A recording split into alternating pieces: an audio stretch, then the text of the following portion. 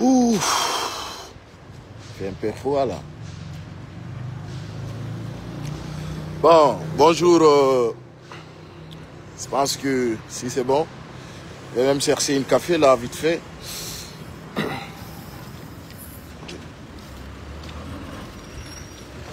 Voilà, et la rue on fait l'ando si donc et jam. On a fap, kala ka wontir donc et ka jodor donc. La rue on fait, bon, nani fu ikwa goldo live. La connexion n'était pas bon. Là, je viens dans un café vite fait là. Mais mami wada au live do ko bimbi do. Parce que mi bui wada vidéo qui nous la indien uruarano. Comprenez? Moi ce que je dis ko yeso. Surtout mi adresso e be fo influenceur be guinéen be femme be jabali femme de ben de hitande 2025 do. Ale yombe yo be yaw be femme. Famille yo be femme. On be doit femme de activiste jotao. Guerre d'un confort et hitande 2024-2023 donc apportali fou ces changements les demander. Awawata joda de pays étrangers. Il n'a qu'à les dire au Pirou. Antigi wondo no de Pirongon à Alaton. Quand on est vrai blogueur jo, ma influenceur jo. Quand on ka les dire mu wondo no de fi ko fala kon. Quand awata joda de tawata wana ka les dire ma wonda. Ina da no di ka les dire ma yo pire. E wonbe no de don yo pire. Hadi be arakam be tigi be wada pirongo. C'est ça la question. Parce que awawata anjoda des États-Unis, ma France, ma Sénégal, ma Côte d'Ivoire, et de 2025 do noda yobi ogo okanyu yal to faire les pieds faire au kaji. No I want the mini but no, ça c'est impossible. Parce que wa be no inu de do. Wo, mene na pullo me woni wadande gerede, mene fala no yo pullo la mo pullo silami ke wana pullo tungo la mo to ko la gine fap. Famine. Donc, comme Fala en famille, rappelez-vous aujourd'hui, la lutte n'appartient pas seulement à une communauté. Ça appartient à tout le monde. Mamadi Doumbouya, il était en France. Lorsqu'il Fala il a changé la stratégie. Ouartika pays, au Wakili, au formi force spéciale, au Nihore Djomakbeon, au Hardi, au Wadiko Watakon Lami. Il y a des faux activistes qui se flanquent, qui disent non, Païkoussari est vendu. On a payé à Kabeng, on a connu. Qu'est-ce que vous apportez au pays? Faut rien si na fait na de wad propagande quand dans daorema ara ko fait na de tout si do wadi do 10 ans du bi temedere fu sanzata no me be yaltu e o mun sama kala mun yalte dum wadon ko yete kon yeso famine yeso konnu ko andugol konnu fala andugol konnu programme oy on gerdi de Ousmane Ga combien de temps est-ce que do sanzani on goddo rien. Donc, soyez des personnes qui sont intelligentes quand même. Famille, on est yimbe wombe noble, yimbe femme, wombe kono wolte. Bonjour, donne-moi une café au lait s'il te plaît. Famille, j'avais onogo yimbe wombe intelligente, on diabu haye goto, poussa on no maïro. Donc, on a fi Mamadi Doumbouya, non ma fille. Fi Paul ou Pierre, ou ko fi mon nom. On doit se mettre no mignon là hande. Si tawi activiste beno lagine. Yo be ho to kale di lagine. Si tawi influenceur beno lagine. Yo be ho to kale di lagine. Terto don yenni diro. Comprenez? Terto don yenni diro. Andi ton o yendi diray do halanna. Si jama on fama li message din on lutay et tempéré et sonja o la motako. Fiona si mi ala ni on dum en. Ando dari au niveau de l'axe. Depuis m'informe ko yete comme mag. O yi mag don hande kadi goddo ala manifestade don goddo ala kawarede don ayata don pick up gendarmerie ayata go no pied don ayata go no lette don. Ko welata be parce que c'est pour cela qu'on dit yo be it to in the amen a business mabbe on. Yo be it to in the amen a business mabbe parce qu'il nous fait un business et on on ala famu de dum. Ko no hande be jodorta dans les pays étrangers et na wombe ben kale la Guinée au Pirou. Mais non, vous êtes contre Doumbouya. Là, Ande Aliouba, il s'est engagé dans un combat. Ayonati a prison, il faut bien abandonner. Il est en prison et il était abandonné. Donc, ce que vous devez retenir, ces messages-là, Namo Kalawa Watamo femme de parce que nous étions. déjà la bandi on ngende hitande 2025 do élection ngala tay ko dum habidon ko terminé mag fop no noddita woni payku woni mawdo kala mo adirali don anduka perdant. Donc ayno be dum do marsi be andi bon il peut plus détruire ça.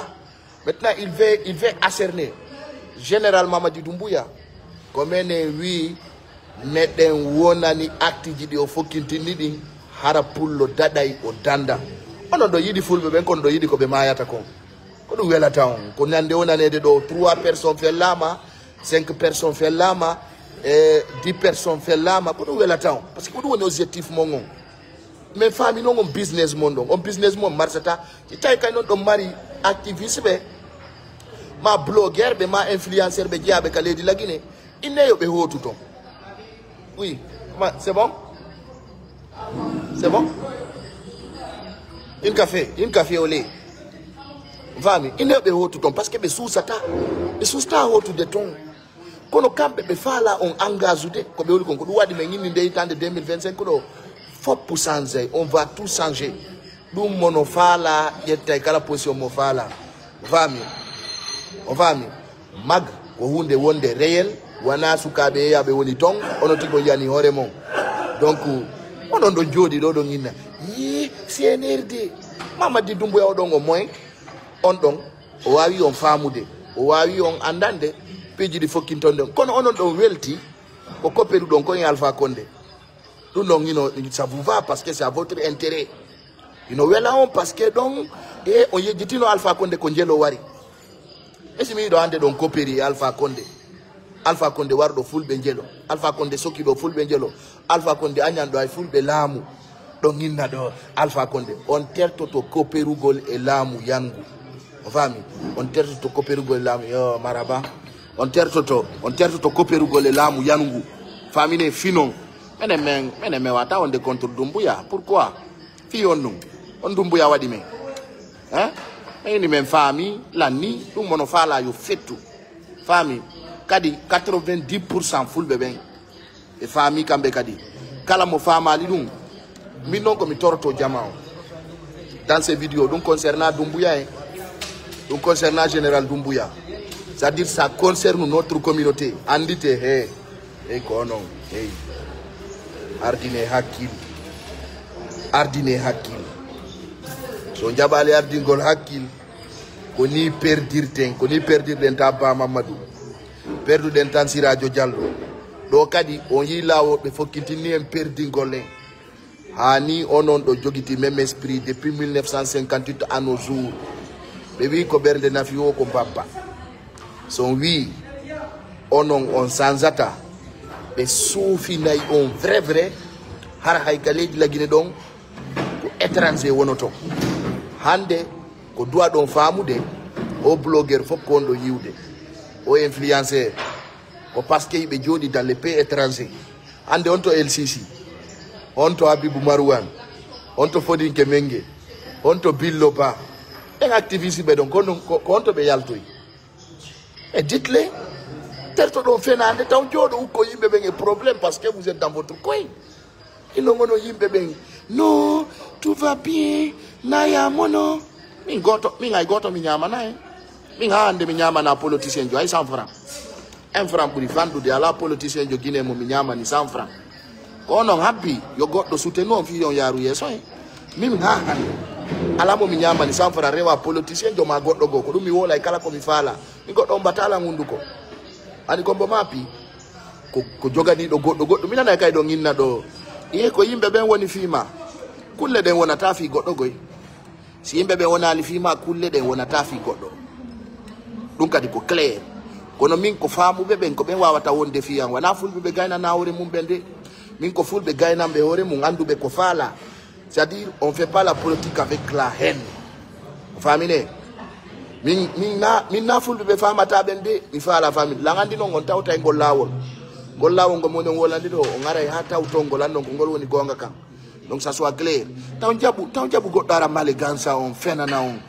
e biari kala la mo ngul la Guinée si tay c'est pas leurs intérêts be waddindira on ngul la mo don be fena joni nembe activiste be wombe inde don bala samura ko bandi ma ino de be don amara camara ko bandi ma jiba jagite ine kambe be hoto kala gine be wola dum be bi be mabbe des faux activistes et des faux blogueurs ko mini vous êtes des faux blogueurs si vous êtes hommes dum bu ya kono wondu no France wobbe mon no giritade kono wondu no ok kono wondu no Holland kono wondu no Holland wobbe mon no giritade kono wondu no Belgique wobbe mon no giritade kono e makko wondu no France donc kanko wari parce qu'il a compris Doumbouya, il a compris la vérité. Oh, il est bon. Mimiari, il a dit coup d'état. Kala diaspora jo. Fala doar de mengoli d'engolu tu. Mais ay Doumbouya a dit coup d'état. Et les femmes diront les mako, il veut monter des tensions contre le peuple. Donc l'année, il faut le voir en 2010. Mais on y défait un dos. Le fala ko, le fala ko, le fala ko. Il y a un jabatado. Jabata di mpiji peti donc do mono fala fette et puis do mari ki kuwoto goddo alna gonga tum mono dom femme réveillez-vous acite hakkille moden e gonga jiri famine hande pulo futa do aka warede hande pulo futa do aka sokede hande pulo futa do aka lamu sende ara o hebata hande pulo futa do aka piede hande pulo futa do ama famude wana kanko tun je ala gine hande pulo futa do ama famude priorité makko ko lamagol kono ngandi to be saltude a jaldi mo lamagol de ske do reni dum des faux influenceurs ko la paye Doumbouya senkine si me yidi on do problème o woni kami mi mérita yidugo le Doumbouya ono sago mon kala mo yidon ko yo hattu ka faala don don minami majjudo mon minam majjudo mon nam gollo mon de ngadi ça soit clair pour qui veut l'entendre ndo yurmi dari wodo no ina do vivu damaro noddudo hay bali hay be pora o dum andirto ngo ngala conviction ono on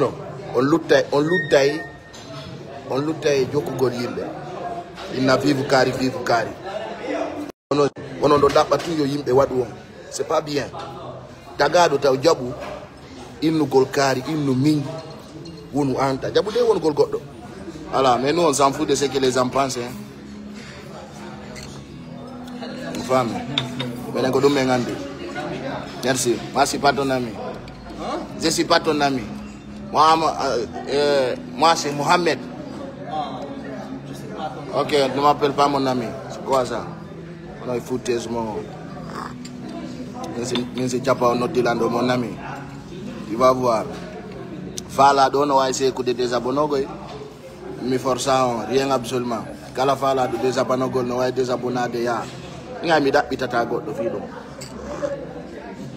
Donc why dogu de pay konsare konon dogata gonga kam. Hande adoga e pay kusare goy kono jango adogata gonga ka pay kusare woluno kan andi dogugol no moji kono awata dogude gonga ko gonga wonata hande sa désabonné ke dun kadi sanzanta pay kusare hay fous rien ala na madum pay kusare il évolue pas dans l'esprit de leadership pay kusare c'est un leader famine ko du woni der to on a non jode do l'amour nguo les bébés na on be soka non vous êtes hommes patriotes on fait wallahi on fait ara be del tori jama on fo pretu go l'attention fala do nda joni lo de blogueur be on be nginu golong Doumbouya ko bandi yo be artula di Doumbouya ala ayo yalta do fi alla cela noddugol ay alla wadi en kafa goddum inami maccudo mo nami gollowo goddo ko maccube ben dirige to mi goddo dirige tala voilà yanda hondo mi doa goddo ro dan doa on ou bien je vous dois quelque chose je vous dois 1 franc ono wombe wolde do fo est-ce que je vous dois quelque chose? C'est combien? 13 dirhams. Ok. Ah. Il n'y a pas de monnaie. Vite fait, je vais sortir ici. Andy. Non, terre de bel les gars. Combien? 13, hein? Ok. Merci. Voilà. C'est bon? C'est bon, ouais. Allez, à bientôt. Ok, à bientôt. Voilà. Sorry. Regarde comment il y a le café, quoi. Bon. Les gars, je vous disais que tout va bien d'ailleurs. Allez, on be don patriote. La be ka patriote également be don de be won don. Nyande kala be iwi don. Nyande kala be iwi don. Ben se kay be. Ko be patriote ka. Kambe wo ko be patriote ko be yimbe nundu be ka. Menen men jokkata fure men acca wurube.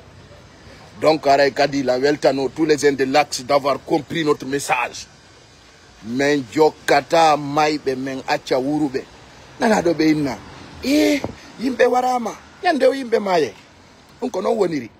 Kono ce que les gens doivent comprendre aujourd'hui. Ben wombe sabu yon ware, ben tigi dogino aki on don. Be aki di on e hore mon. Ande kadi ko yo pullo futa famu o jabata wonde sacrifice. Fi yo goddo lamu dum c'est fini. Et ces messages vont passer dum nafi dumbu ya ma goddo go. Kala lamu arngu lagine. Koni be male gansir tabe wadindirangu e lenyongol be créer problème ko wadinde hitande 2025 ko do. Aldu de fotu de ngande kadi pullo waretake do mere pour des intérêts personnels. Ay non be andi dum non ko gonga ko réel. Donc il commence à dire il est vendu mi tewi. Tewi ko dum metti goddo yontigi mayo. Onon ko nu fala do. O fala yimbe ben continue tout. Ya manifesto do. Stay comme bi bemmo. Donc holi kon vrai. Comme ba RPC on manifesta gon. Est-ce que go ono jogiti on koy den. Kono jodo ton dans les pays étrangers vous appelez à la haine. Hein? Allez vous-même, vous allez faire comme vous appelez les gens à le faire. Et donc on nous dit donc c'est comme bibemo.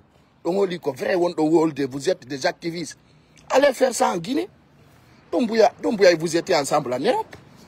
Et quand on dit notre, faites comme lui et vous embêtez à c'est que dans le cas commercial mon business Marseille. On a comme moi. Nyande ton no dream bébé dans la violence et allez faire ça quoi 2025 ko do men hal nyon ko hitande sanzainde ndare tun ko ni ko ngarde d'ici le mois d'avril là va finir vous allez capter beaucoup de choses parce qu'on a do si kude ko wonno ko ngavan woni joni na du woni de wallahi billahi tallahi na du woni kala non famine don awa mo faminale ono tigo yawo ya regreton parce que men ala ni on ko woni kon imbe fobe no jodi no sikkude hani ko mentalité ji wonno din 2010 wonta 2025 non lanni fulbe ben berko be sacrifier ko yoni ça suffit donc hande kadi kala ka pullo woni yo andu l'essentiel on ko dandugol pullo fita o mayu ko hadugol mo manifestation dun ko go dimengel ko haɗugol on tigi yawgol ala violence fita o felle so yi hande ko andirta hay siɓɓe men gono woni pré fiyen ware ɓe woni pré o yi kamɓe ko welata ɓe ko yo yimɓe ɓe yaltu ware ko yimɓe ɓe yaltu ɓe fero kaaƴe ɓe nano couragez-vous la lutte libère littombo libéri littombo ɗum andi manifestation duuɓi jel no waɗede ɗo kono ɗum nafi pullo Fouta. Mais dites-le une seule chose, une manifestation du il faut, c'était 2011 à 2025. Halanan ko bénéfice pour le Fouta hebi sina warede. Dites-moi une seule chose. Allah, il faut rien. Yoni non kambe be fala kadi même stratégie, même plan yo continue. On allait aveler et notre donne be widembe he sans au stratégie mondo, sans au plan mondo, sans ngujiku mondo. Des plans d'affrontement ndare no guerdon be acca hitande 2025 de nata be nakadi be notte do manifestation kala yaltudo idum ça soit clair donc ina do yimbe no endiki yimbe kari no endiki goddo kala nangado do yo manifester on tigi nabete soke parce que c'est-à-dire on fait ta ko fait no piranton na ono lamu to kono fala lamu kono fala on de président de la république fi on nous fala be on de président de la république ne veut pas venir et même battre combattre sur le terrain. C'est pour cela que je dis les faux activistes peuvent se réunir. Hein. Les faux activistes peuvent se réunir. Même si je dis bimbi là, 9h, 8h, à taille Guinée, ben, par exemple. Nous donnons, mettez les femmes à table. Quand si les femmes, ils ont cambe arta tatuba. Il n'a pas écouté qu'on a de Kodouoni Gonga. Et ngala leader be wombe pre fi liver golen ita dumbuya e jungo men. Ko si dafala nana, si dafala kaju don sede dun ko gonga. Hande Aliuba. Onanga maka. Joni ne batawo wada ton 2 mois. Hala nan kombo ya way mo yaltinde don sina fenande. Kombo way mo yaltinde don et puis le cas de Aliuba se aggrave tous les jours. Nyande fini weti o fi Aliuba no yejjitede. Nyande kala fini weti.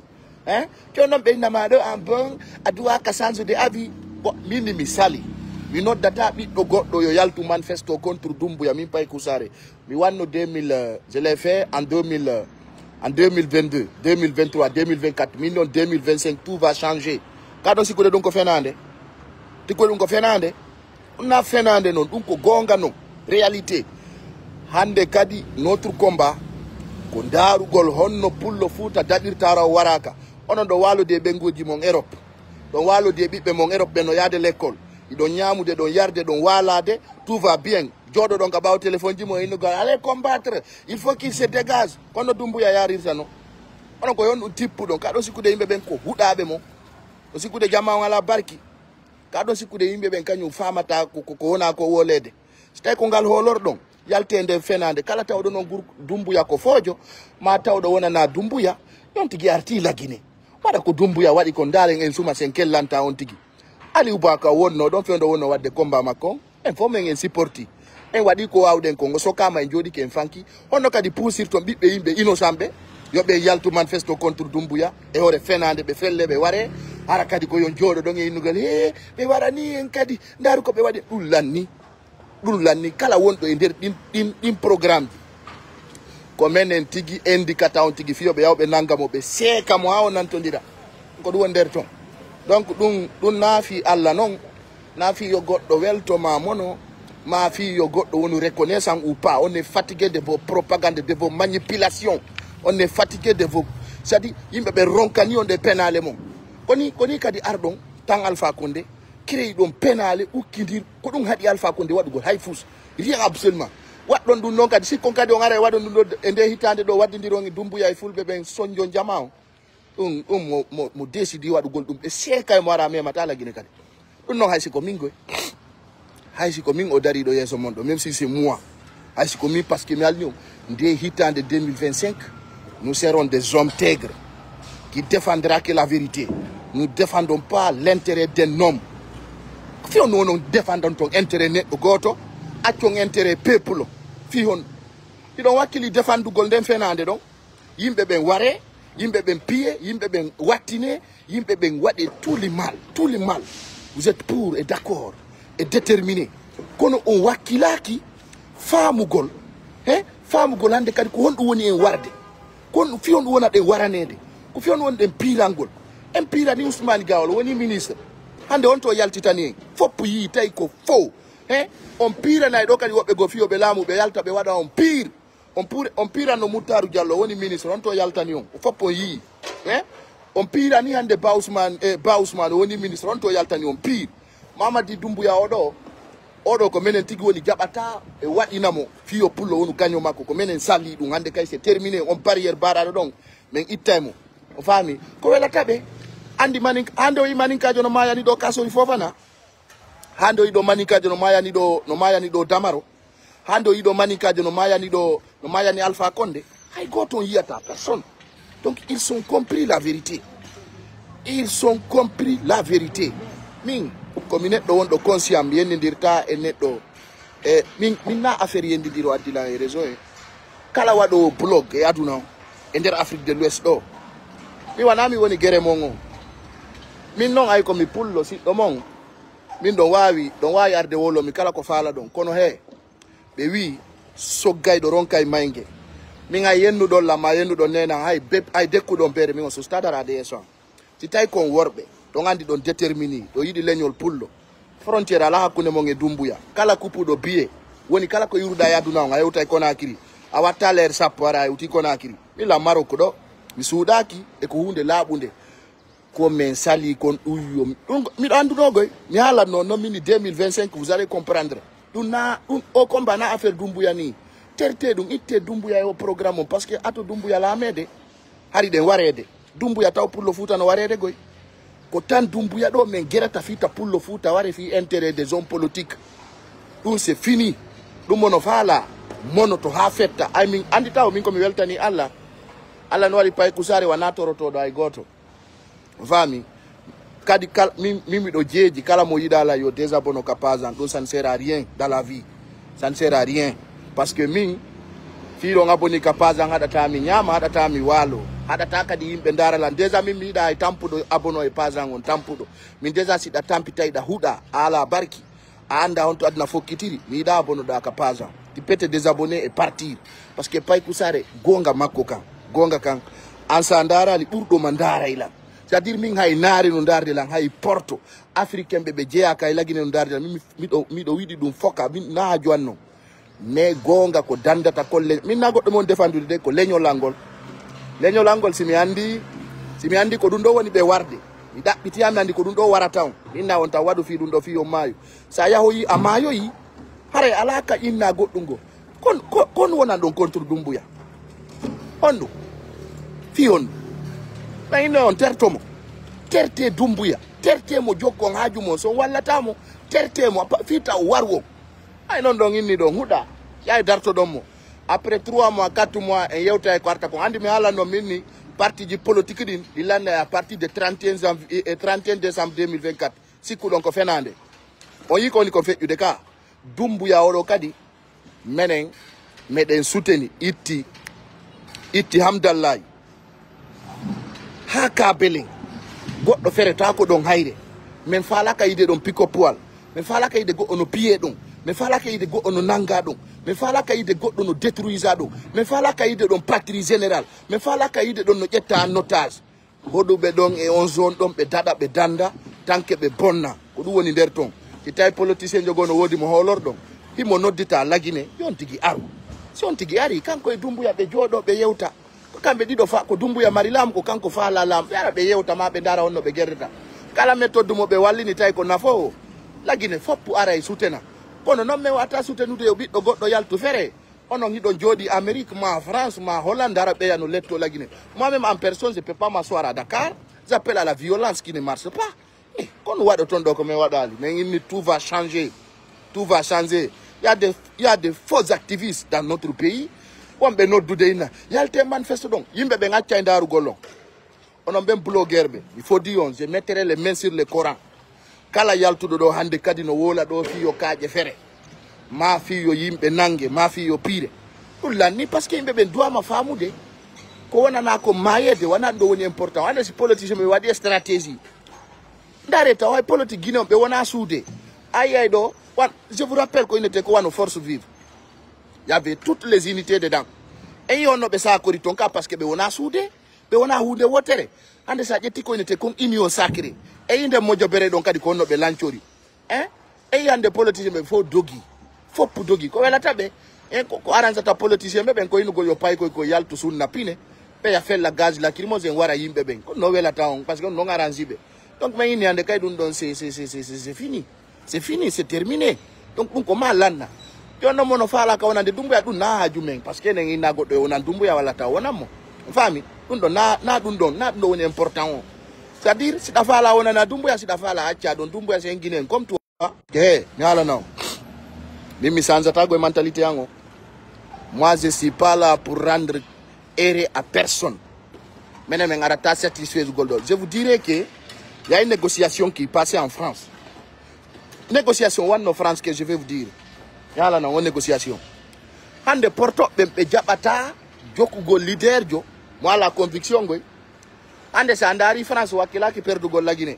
Sabune do goto ko pullo futa tun ko c'est-à-dire ko pullo futa tun jabata mayu gol temedere maya na neddo goto.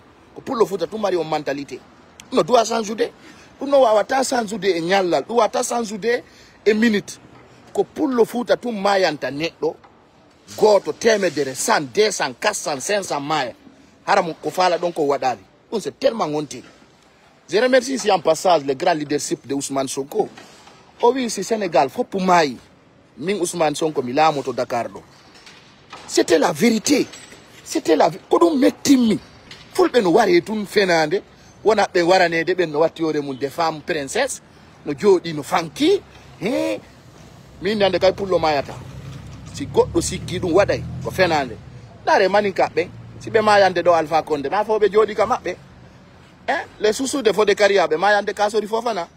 En kadi sanze seda. Sen sanzali. Nyande wo kamen wulay, nyande wo kamen fesete. Ko be na manifestation, ça ne va pas avec vos manifestations. 15 ans de manifestation, 15 ans, aucun résultat. Ça c'est fini. Bon, moi ce que je vais retenir dans ces vidéos, c'est que je vais vous faire comprendre parce que yeso faut qu'il tire d'engene femme ou bébé. Eh ben oui, buika di jokkay parce que be famille hande ka accident bawto baba bari baba ali mu bari. Est-ce qu'on y a leader de gono sorto winda kaydiri ya ko l'accident mi jeya sta on no wodi yo sorto oyna ko min ko afilax itti amdalla yakabele meyama be nganda ko hongal tipuda on sumano laba andon ko woni der ton e ko wela taw ko yimbe be yaltu ware yimbe be yalta sahim binne piye soke ande a hewta ka maison centrale ndara tawa ko fulbe tout sokaton aya tago ono jettana ben avocat ben no abandona ngelo fellado yore fenande ande di quartier ji to for tous les zones qui restent là ben no be bi hakil be fami lando ardo be wada do be famondira e ndari en tawi violence lamminta pullo futa e der leydi lagine ndi violence lamminal don pullo wadugol bernde famina buri mum ala ni fanjin kinno no buri fo wonugol halasi fenande si fo wadi nafigi ya galami hatta wade nafigi ya galamo de si fo wadi escoro ya galami ken hatta wade escoro ya galamo de si fo manipuli lami ken hatta manipule lamo de quand ina politique ko dina tout l'année donc min comme inata toujours dans ces vidéos je précise que ben oui si horende woni vide bandundu sonjoto bisikuno pullo futa no fami ino mari hakil bisikuno jama on no mari experience kono mi andi hani ja e idéologie mo don wakili warede don wakili piede tan jabu goddo manta on fi yo mai ye no vous êtes vraiment digne nga woni digne watta mai keso ala wattinama après la suite ça sera quoi fami menen hey menen ato dumbuya lama de mede nyamu de mbudi dumbuya yaha e mbudi nyame na dumbuya addi mbudi e aduna fami tan wattore mo yimbe fetube dumbuya taga tay mbudi no nyamede dumbuya maya e acca mbudi no nyamede na dumbuya jey mbudi donc menen ko me yimbe be andanda vraiment me wona na fenande mais onon la fala landade do landal fendo mi wola nayno on ko welata on kon on sumari ko jel won dolla yobude ni fala do yo yenna mimi ay prophète Mohammed sallallahu alaihi wasallam yennama de wi non les faibles fofu beben ko hoyre holori menen me rewino e gol lawol men tay ko fu adu woni gonga menen me yennata hay goto me yennindirta kadi hay e goto kala mardo sekko andi no holi ko woni ko wolde ko gonga yotta o Mamadi Doumbouya kono akiri pay ko sare meda wadde coup d'état nami membre jo CNRD wana mi jogiti lamungu ko woni non min komba jandin ko noble guerre ala Sonko ala min kala yennudo lan wallahi billahi tallahi mi do yafanima parce que mi do andi ko fayere ko angal famugol min do mi holla o min ko mi anti stress mi wolata dum ça me dit rien moi mais c'est qu'il y a wonbe wadde dum siko be worbe yo be ari ko na kiri be wada dum ko parce que be andi fusbe wawa sina dum no so wawno buri dum do be wada eno donc ayno mbawto tay ko dum do be wawi ara den weltani be kadi famine langa simi mi yenni Doumbouya mi yenni Bala Samura mi yenni Amara Kamara mi do asimi dum kono hande kadi mi yalti e dum don quoi de cas je suis pris dedans fami hande kadi mi yennata Doumbouya mi yennata Amara Kamara mi yennata Djiba Diaguité fi goddo yo welto c'est fini donc siko dum faala don siko dum habbordo la misali donc don wawi wadande hore mon don wawi wadande mo kala mo faal don fami donc neddo na ya wadu ko welata yimbe ben kon ko ya wadu ko anduda nafa yimbe ben kon no woni der ton kere min kere go no jogi hunduko ma fi ya wola na Doumbouya ko faala da mi burama wonde Guinée tay ka gorko ma ka vrai ma ko réalité ino don Doumbouya min na min kali dum fami donc yo video jiyandi kadi di wona kadi duwa wonde don toujours mi haja ka goddo woni déci ma wona déci déjà on tigi vous êtes déci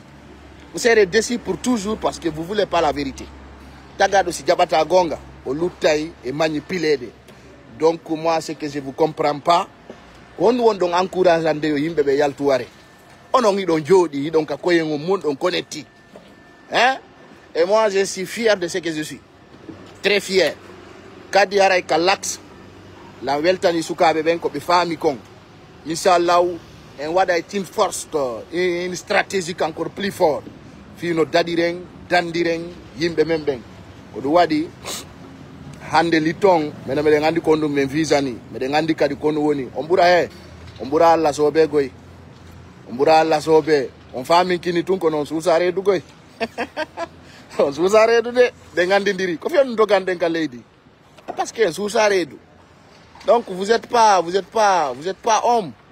Reconnaissez cela. Reconnaissez cela. Les vrais hommes resteront au terrain. Famille. Donc on va wata dogude. Oui, on y me ben. On va wata dogude parce que mitiki lantawa dogu ben, n'est-ce pas? Et les cas de yimbe lutu be tombe be yaltu be pied. Il en a donné what beno inado. C'est les gens qui t'a fait ce que tu es. Goddo wata wurude bawo yimbe ben. Awawa wurude yimbe ben e hore gonga kan. E hore réalité on. E hore dignité on mi do jibi andude ko e hore hondo yidu don pullo hara hidon welti yo pullo on ware fi neddo goto c'est la question posée e ka wondude de min ko jeli yobu don mi onon kono falana don fulbe ben joni ko be ware ko be wara konta Mamadou c'est-à-dire Sékou Touré wari en Lansana Conté wari en Sékou Ba Konaté wari en Dadis Camara wari en Alpha Condé wari en e hani kay don fala yo fulbe ben ware awa onon wonbe wadde dum ben kono akiri kono woni ennemis ire pays et on va vous prendre un à un. Vous allez payer ce que vous avez fait dans Djaboudou. On va mi ara ko dumi fala ngandi tinde en passage on nani ko Ousmane Gawal woli konka non kadi on fo nani don fo pon nani non mi abandonna pullo frère mi do woditi dum na abandonu gol pullo min ko mi pullo dimo kadi na mi pullo yeyaado min na mi o kortedo ko do wadi mi wola e gonga ko woni mi jabali hande kadi yo pullo mayu hara pullo la maki dum c'est fini dum nafi yo goddo de mono min mi loppa kay dum min dum nafi yo goddo weltanola nafi goddo yoban parce que fusbe yobano la fendo men wonduno hande si be yalti be ni goddo no yobila mi tewi dum do na problème ko woni non min mi encourage ta hande kadi yo pullo fuuta yo kura lowe pullo ware ala wadi Mamadi Doumbouya wi sen wona contre makko warata mon frère kono buri dun don enen meden welti moƴƴa tawde hande dun don accay woni e Conakry dara pullo waretake don tawi be mari militant be mari sympathisant andoto joni Conakry no don andoto wo goto e goto yenna nen fenudo famine fami dun na affaire yenni ndiro non menen vision amen o wana vision politique menen vision amen ko vision hande dandugol pullo fuuta o dada hara mo bonna hula be activiste be fop wombe la yennude ma yenna Doumbouya inne be aru ay Sénégal do ma be aru Guinée kono jodor ton dans les pays étrangers vous appelez de faire ça minami machudo minami esclave jode esclave mombe noton ko bembe nyamminto o korombudi ma yoba non location ko be mapi min non o nyammintala déjà min ko min o kortaki min toujours kaydo la wo min ko mi wallata goddo jamais plus jamais mi do ne goddo walla goddum parce que mi do andi barki yumma an hino an e nder o combat do kadi ko min tuwa wata faminde dum fulbe ben ko min tuwa wata on yaltinde n'est-ce pas e koko wondon do parce que mi do andi don e nder niwre wallahi don e nder niwre no hulbini no hawni kono yo Allah wallu jamambe fama wana problème Doumbouya ni yalte dum tan toni yimbe be donc toujours en lamu arngo be gere habe waddindira en gulamu dom be wara en be sonja en finugol ko en toni politicien be Guinée non ande son jetti be leader be politique do fo alamu gollali gouvernement jette ben no fo lando don fendo be wonno ka gouvernement Lansana Conté ko be wadi ka parce que non don ino wallahi ko kambe perdi hakkunde Allah si pay ko sare no perdi ta juldo julam fure mi tawa kay perdube mi taweta ke perdube na mi perday do parce que na mi bi perdudo min toujours ko mi gagnotoɗo parce que ko Allah waɗi ɗum na goɗɗo kono ɓen ɓe jokkuɗon ɓe gollika gouvernement Lansana Conté fuɗɗori Sidiya Touré na ɓe hano ɓe hattiri kono ɓe waɗuno on sayi ɗon woodi woɓɓe maɓɓe ga soutenuɓe ay troisiéme mandat Lansana Conté iɗe gandi ɗin so on fijiri fi en wowlu on anda on anda leydi piiji buyno buumaɗi on anda par ce que kon boboɓe on anda gonga ka wallahi billahi talla on anda gonga kan ko fi on fendoɓe gollayno ton kono ɓe on no wadde par ce que moment on hewti ka wolna ɗum gonga ka andi ɓe wi ko ɓoyɗa yaadude o faami ko ɓoyɗa wolde gonga kan sa wolanali yimɓe ɓen ɓe famata donc si nama hande perdimɓe leydi ndi waɗuɓe laggine ɓen en retard buyino tawa goy buyino tawa fewdoɓe wonno ton hay ɓe sincano pullo lamora comme no kasori Fofana e waɗiri no buyino tawa e ko perdini en buyino tawa e ko letti en buyino tawa e ko soñji en so yi hani no satti pullo lamaki parce que y a quelque chose qui ne marche pas ɗin gongaji ɗon noon si ɗon faala yen sortuɗi wallinen ɗi sur la table même minela mi ara mi wallina ay min mi loppaka mi pay ko sare je m'en fous wallahi billahi je m'en fous o faami non koye ngaldiran tun gongaji ɗin e wi ko babe ma welatama o si ɓe wata julnude ɓe julnatama e menen komin sukaɓe e woɓɓe men no mari moins de 30 ans woɓɓe men no mari 35 ans woɓɓe no mari 40 ans nous il faut qu'on développe notre pays dari hande Maroc ka wonɗen ɗo c'est très bon mi wawata on waɗande ɗo ko faala ɗon fi weltingol on e menen na barki men ɗaɓɓirta on na on beŋa men ko politique andindindi en fami na en ko andindindi en ko politique golle stratégique so tawi ko watton ko ngala men nafude men wiya on merde voilà c'est ça donc si tawi noon ɗon hoolori miɗo wula yennede ma wolanede piiji kanuɗi yayɓe inna ɗo ti a insulté Doumbouya oui Zassim mais Doumbouya n'est pas un homme qu'on n'a pas insulté Doumbouya wari woɓɓe goo hande ɗum na guerre woni hakkude an e Doumbouya na guerre ayde Doumbouya no waynude non c'est pas possible min mi fuɗɗi doginde oto hari nene ma jombaka ato min mi heɓede oto no dogude min maya mi acca oto no dogude min sa ƴetti matériel a darni bano adama ko bano adama ɓuraninmi min na matériel woni ka hoore am faami min sukaɓe goreɓe amen fof ko min atti doginde oto yejjite ɗum oto na oto woni important na voiture c'est pas ça qui est important mais ce qui est plus important c'est de vous montrer la vérité et la sincérité dans notre pays c'est ça qui est plus important na ko wolton ɗo fi oto hoyi ino ɗo buy jonnaɓe oto jarana e Doumbouya jonniɓe ɗum terte ɗum andi hande on holli force mon on onon ko yennidiro mo yiɗon wo on yennay onon mo yiɗon wo ko yennidiro mais na ɗum woni important amen o hande importance on ko honɗum ko hollugol jama on o faami ko honɗum woni gonga ka ko honɗum woni réalité on ko honɗum woni vérité on innugol ta en wakkilo ha pullo ware donc onon ɗo wonani yo pullo ware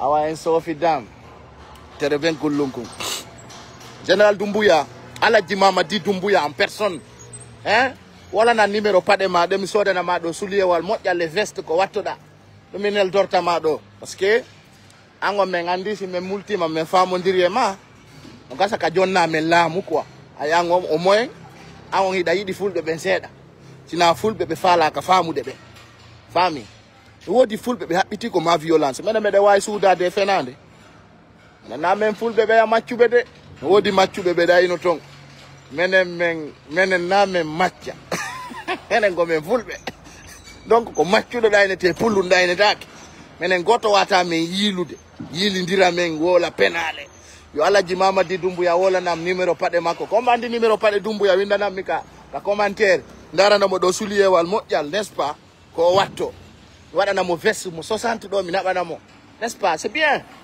en ko ɗum anini men ni na ko watton ɗo haala oy mon fenade oy ko les combats continue ƴettuɗo ɓottere mum nden naɓi Conakry wi combat continue ha yewta maison centrale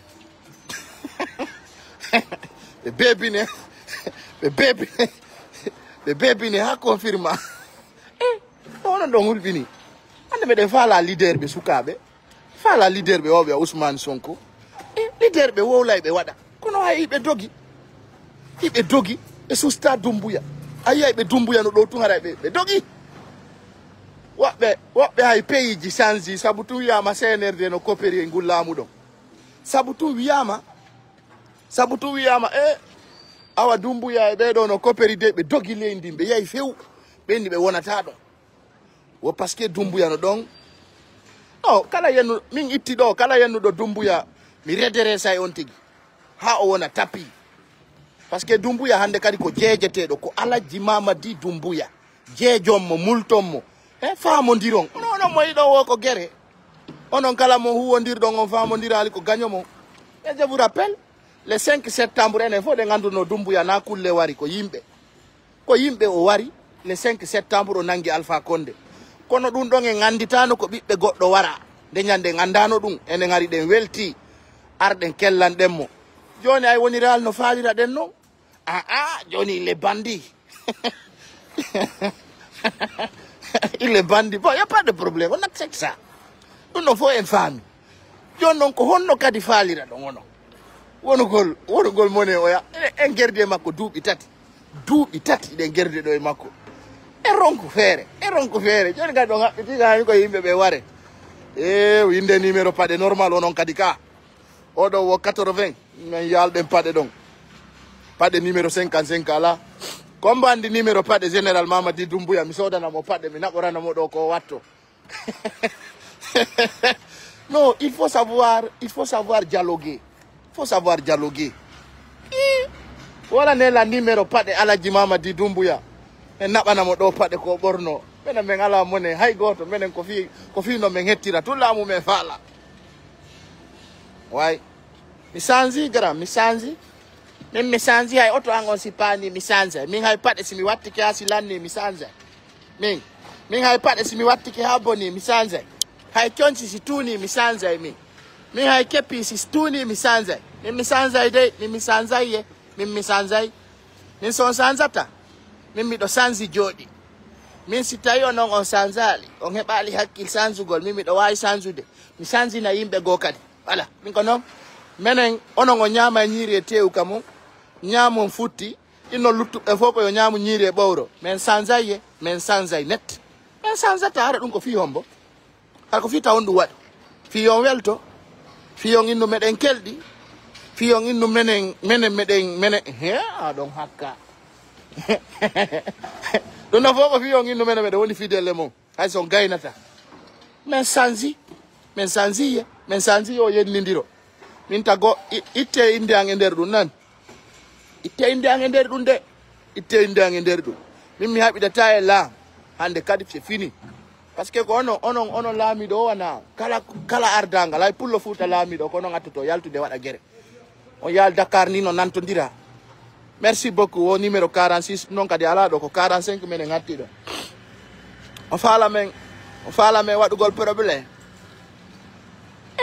mi hulata jama hulata e goto kala kadi yennuɗo lan min miɗo yafanima surtout ɓe ala ɓen situation ɓe yurmi vrai par ce que on andi min buyno woni mone ko yimɓe ɓe daratan mi kon buy hino moni fi komi gaynata kon ɗum kadi miɗo andi pullo Fuuta meeɗa yiɗude siɗɗo mum gaynowo ɗum fof no andi ɗum fayda plupart hay ka famille ma siɗa gaynani hoore ma tun ɓe yawi ɓe guere ɓe bonnama hakkille hakkudeji men no woodi yimɓe ñanneɓe yimɓe siitegueɓe ɓen kadi no anda ɓe wi non wo jikku ko jokke wana cawa si sola si tagaɗo woni neɗɗo bonɗo neɗɗo hypocrite ko ma o holla bonki makko kin kala ka o yaari o faami minen noon e Allah waɗi na goɗɗo jaggime min jagginora goɗɗo haysi min hulata kono meɗen hersan woodi yimɓe ɓe inni ɓe meeɗa lan yiɗude min mi anda yiɓe wuuri par ce que min mi meeɗaɓe hay noddude min mo yiɗalan ma ala confiance an yo seeku min mi sokka juuɗe yiɗede min faala ɗo yo yiɗamo faala ɗo yo accu ɗon hanki siɗo yiɗunolan hande o gañilan haɗay kadi mi ñaama mi waalo min miɗo wi fokki loofu mon loofu yimɓe tampuɓe yimɓe torotoɓe crédit yimɓe torotoɓe hajja e waɗane men internet min miɗo loppa juuɗe yimɓe yiɗay ɓela yimɓe ɓe ala hay situation ala wotan faala ga yon bulo kan hara yon daratala yimɓe opportuniste ɓe ɗo yurmi ken n'hésitez jamais aimé ça yiɗa la waalo maya mon frère faut mourir hanon jango hami ronka nyamude ande couscous e nder nde sare Maroko da hami ronka nyamude couscous nyamay de mi walo mi yara fi minita pullo ware fi minita pullo piye fi minita pullo soke fi pullo yo laamu awa en gengidama e no mi andi don wawi toñe ko non toñi Dumbuya onon toñi mo ko feƴƴi kon non feƴƴi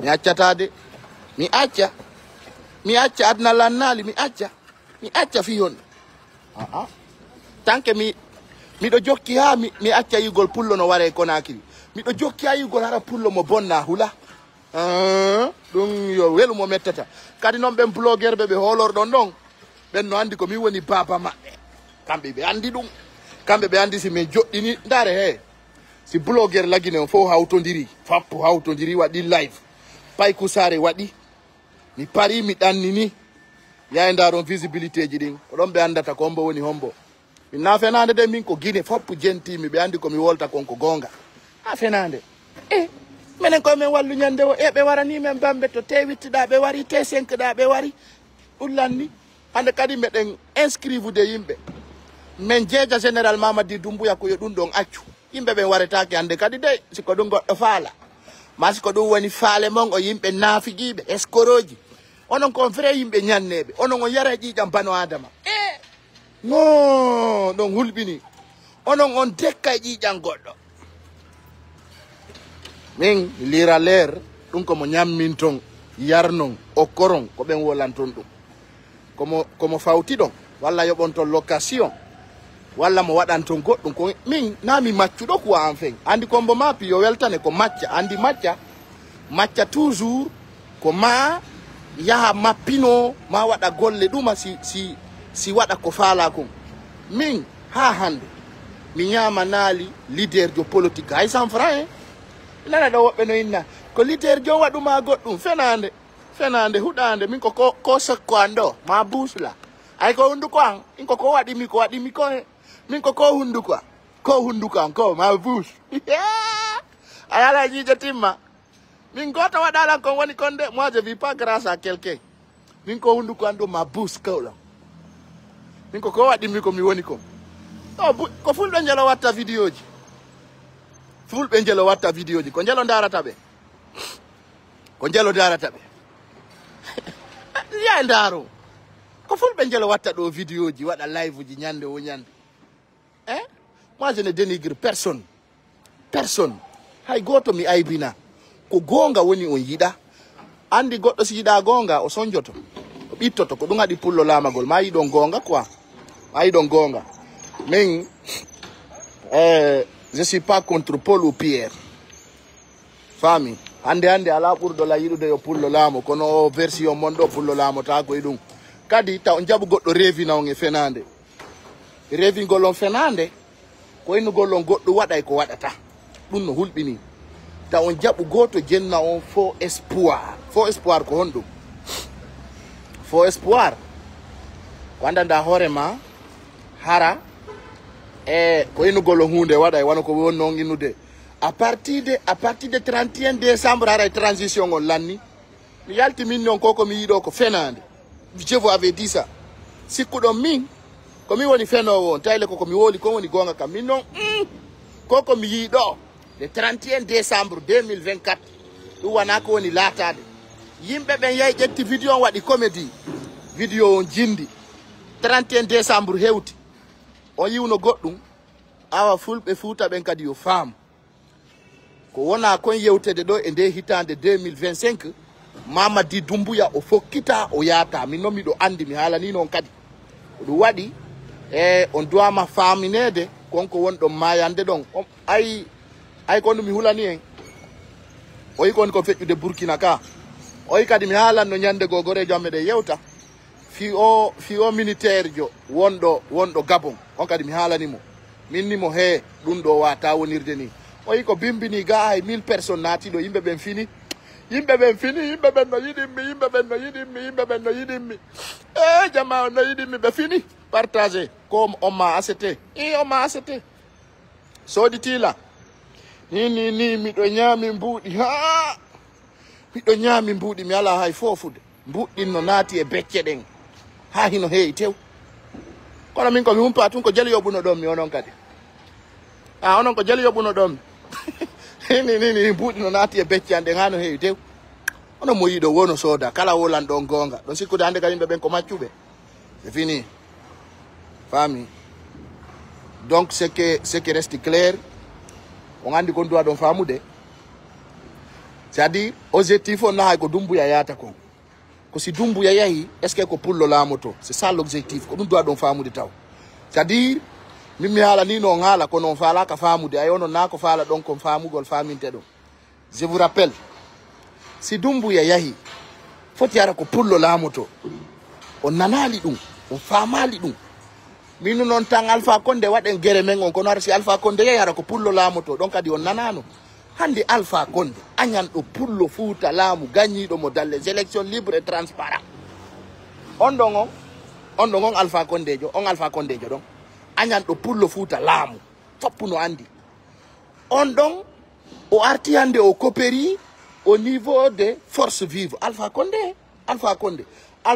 11 ans mo buyinde Alpha Condé 11 ans mo warude Alpha Condé hay wolanaynoɓe mo ɓen ɓen inni en ko en baali ko en beyi ñande gore président assemblée makko on Amadou Damaro Camara o wiwno o menti en dordu waɗete ɗon ka lax ko naɓirte ko pinka e ndiyam wulɗan e gaz lacrymogène ɗum no fof on yejjitino par ce que pour le Fouta kanko ko intérêt makko on intéressé mo e naadi passé ɗum no fof ɗen andi Alpha Condé on ɗon ara coopéra inna joni e yimɓe ɓen ko ni e yimɓe